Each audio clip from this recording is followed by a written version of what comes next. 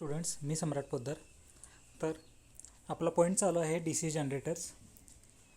तर D C जनरेटर्समध्ये आपण आत्तापर्यंत म्हणजे ह्याच्या मागं काय काय बघितलं, तर इंट्रोडक्शन बघितलं, डेफिनेशन बघितलं, बाकी सगळे पार्ट बघितलेले आहेत त्याचे. तर आता ह्यामध्ये आपण ह्या लेक्चरमध्ये आपण काय बघणार आहे, डी सी जनरेटर्स, त्या डी सी जनरेटरचे टाईप्स. ठीक आहे, इंट्रोडक्शन पार्ट आपला कंप्लीट झालेला आहे. डी सी जनरेटर कसं वर्किंग करतं हे तुम्हाला मागच्या लेक्चरमध्ये मी सांगितलेलं आहे. तर आता आपण बघणार आहे टाइप्स ऑफ DC generators. ठीक आहे. तर as already mentioned previously, in almost all the practical DC generators, the magnetic field is produced by electromagnetic means, that is by using field poles. The direct current necessary to energize the field poles is called the exciting current. Depending upon the way in which the field windings are supplied with exciting currents, the DC generators are classified into two basic categories. ठीक आहे, म्हणजे आधीच्या लेक्चरमध्ये आपण बघितल्याप्रमाणे magnetic field produce कशी होते bye electromagnetic मीन्सनं. ठीक आहे, तुम्हाला उदाहरण दिलं तर मी 2 मॅग्नेट्स असतात, त्याच्यामध्ये कंडक्टर आहे. ठीक आहे, ह्या मॅग्नेट्स हे कंडक्टर जे आहे, ज्यावेळेला ते कंडक्टर फिरत असतं त्यावेळेला ज्या मॅग्नेटिक लाईन्स आहेत त्या कट होतात, आणि ते कट ज्यावेळेला होतात त्यावेळेला तिथं काय होतं, इलेक्ट्रोमॅग्नेटिक इंडक्शन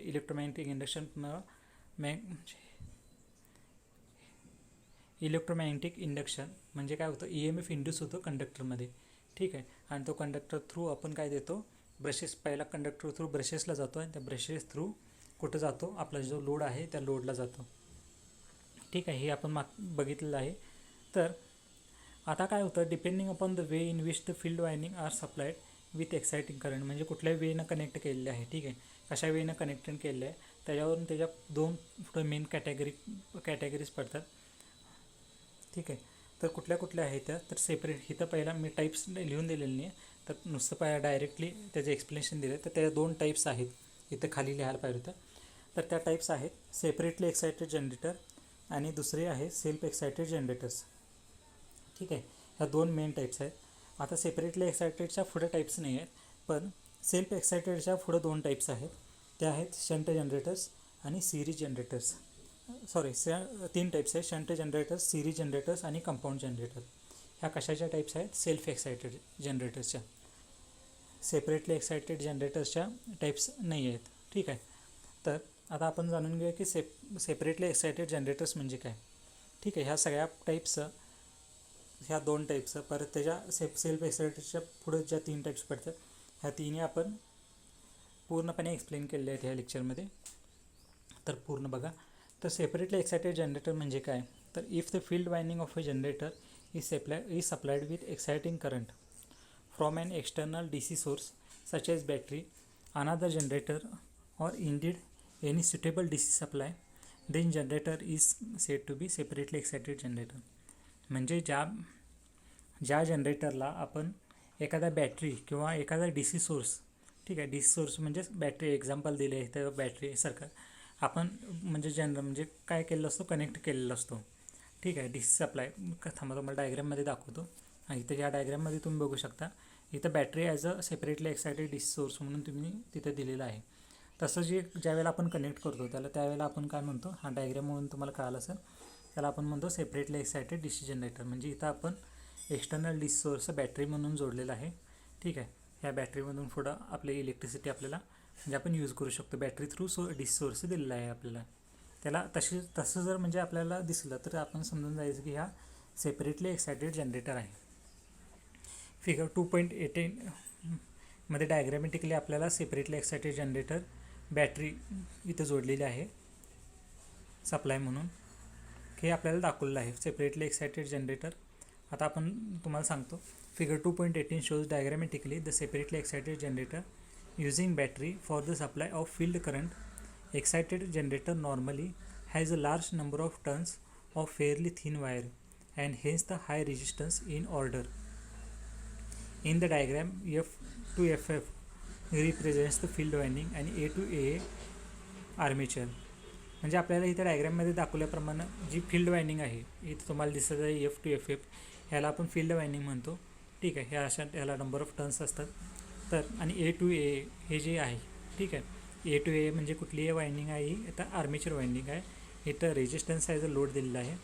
ठीक आहे, ही कनेक्ट केलेलं आहे आपण. The field winding of a separate the field winding of a separate to limit the field current to a small value.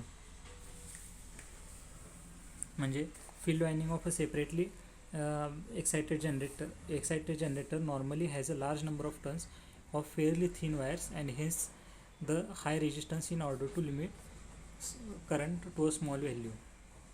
म्हणजे फील्ड वायंडिंग आपण कनेक्ट केलेली असते कुठे एक्साइटली जनरेटर जे आहे तिथं आपण काय करतो म्हणजे आर्मेचर वायंडिंग आणि इथं बघू शकता की फील्ड वायंडिंग ही दोन्ही जवळजवळ कनेक्ट केलेली दिसते. ठीक आहे, इथं काय होणार आहे तर इथं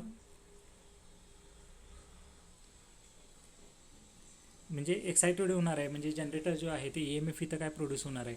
ठीक आहे, हा म्हणजे काय होणार आहे इथं इकडं फील्ड वायंडिंग आहे आणि इकडं आर्मेचर आहे तर इथं काय होणार आहे separately excited generator has normally म्हणजे मोठे टर्न्स असणार आहे त्यामुळं high resistance in order to limit small current to a small value होणार आहे इथं.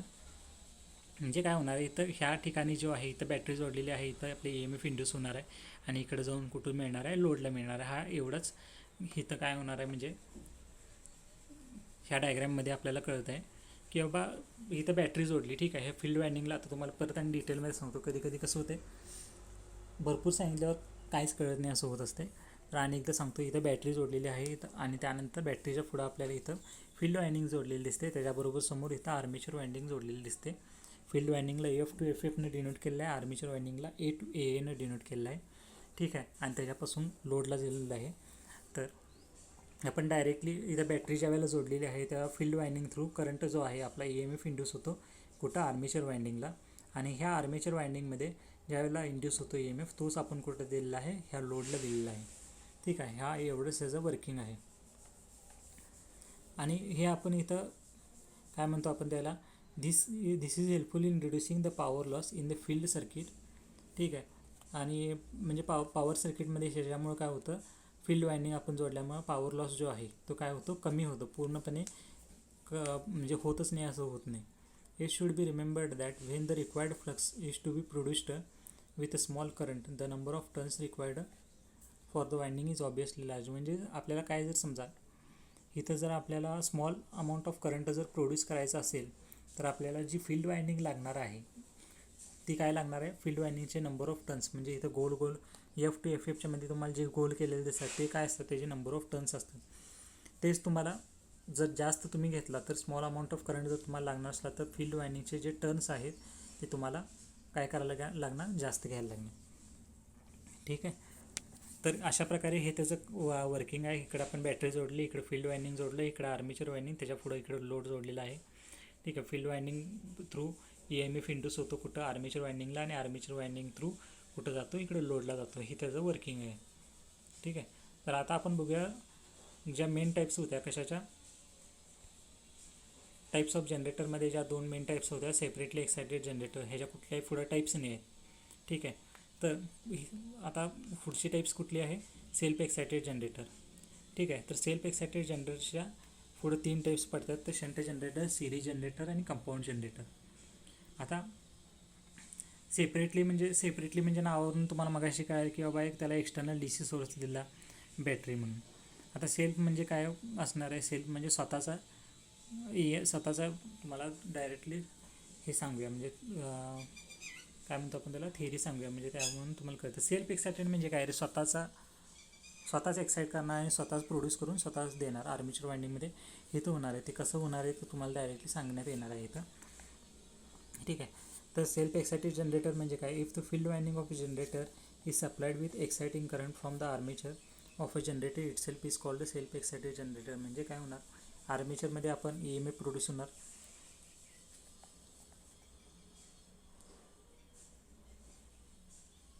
एक्साइटिंग. आता इथं दाखवलेलं आहे तुम्हाला शंट जनरेटरचे टाईप्स आहेत. इथं आर्मेचर दिसतं तुम्हाला. ह्या आर्मेचरमध्ये काय होणार if the field winding of a generator is supplied with exciting current. ठीक आहे, from the armature of the generator म्हणजे आर्मेचरमधून जाणार तुमचा काय exciting current of the generator itself म्हणजे स्वतःहून जाणार त्याला आपण काय म्हणतो सेल्फ एक्साइटेड जनरेटर म्हणतो.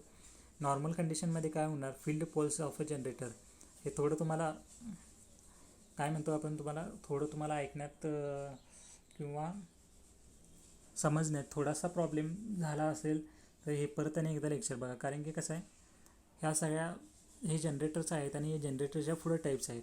आधीपर्यंत आपण शिकवलेलं आधीच्या लेक्चर्समध्ये तर ते बेसिक होतं. बेसिक समजून घेण्यामध्ये थोडं सोपं असते, पण कसं होतं आपण काय म्हणतो त्याला, पुढे ज्या वेळेला आपण शिकत जातो त्यावेळेला गोष्टी कशा होतात तर थोड्या अवघड होतात. ठीक आहे. तर सेल्फ एक्सायटेड जनरेटरमध्ये आपण काय बघणार आहे तर स्वतःचा EMF स्वतः तयार करणार. ठीक आहे. स्वतःचा EMF स्वतः तयार होतो. कशामध्ये होतो तर आपली जी आर्मेचर आहे, आर्मेचर वाइंडिंग थ्रू कुठं जातो, आपले जे म्हणजे रेजिस्टन्स आपण लोड म्हणून जो दिलेला असेल किंवा लोड म्हणून आपण काही दिलेलं रेजिस्टन्स आपण दिला आहे म्हणून समजूया आपण या एक्झाम्पलमध्ये. तर ह्या सगळ्या इकडं कुठं जातो, आर्मेचर थ्रू जातो. ठीक आहे. In normal condition, the field poles of such generator always possesses some residual or remnant magnetism. म्हणजे नॉर्मल कंडिशनमध्ये त्याच्यामध्ये काय असतं तर एक रेसिड्युअल किंवा रेमिडल मॅग्नेटिझम असणार आहे. ठीक आहे. This enables the armature to generate a small EMF initially when the generator is started. त्यामुळे काय होणार आहे, ज्या वेळेला जनरेटर स्टार्ट होईल त्यावेळेला इनिशियली थोडाफार तिथं काय असणार आहे, EMF असणार आहे. ठीक आहे. मॅग्नेटिझम तिथं असल्यामुळं तिथं इनिशियली थोडाफार काय असणार आहे, EMF असणार आहे. This EMF circulate small amount of current through the field winding, thereby the original residual flux is strengthened and more EMF is produced. Initially तिथं थोडाफार EMF असणार आहे आणि ज्या वेळेला फील्ड वाइंडिंग थ्रू काय म्हणतो आपण आर्मेचर वाइंडिंग थ्रू करंट जाईल त्यावेळेला तिथं ओरिजिनल जो रेसिड्युअल फ्लक्स असणार आहे तो जास्त अमाऊंटमध्ये मिळणार आहे. म्हणजे तो काय होणार आहे, स्ट्रेंथ होणार आहे आणि आपल्याला मोर EMF तिथं जास्त EMF तिथे मिळणार आहे. This process being cumulative, ultimately generator voltage is build up to its full value. ठीक आहे. ही प्रोसेस कशी आहे, क्युम्युलेटिव्ह आहे आणि अल्टिमेटली जनरेटर व्होल्टेज इथं बिल्डअप होते फुल व्हॅल्यूला.